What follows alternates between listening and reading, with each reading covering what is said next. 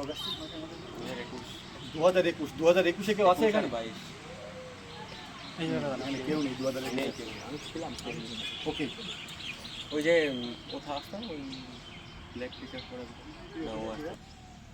Defence physical training একাডেমির পক্ষ থেকে সবাইকে শুভেচ্ছা অভিনন্দন।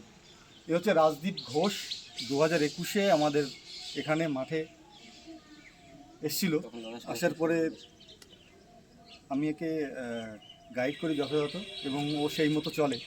চলার পরে তারপরে ও এয়ারফোর্সের জন্য ট্রাই করে। তারপরে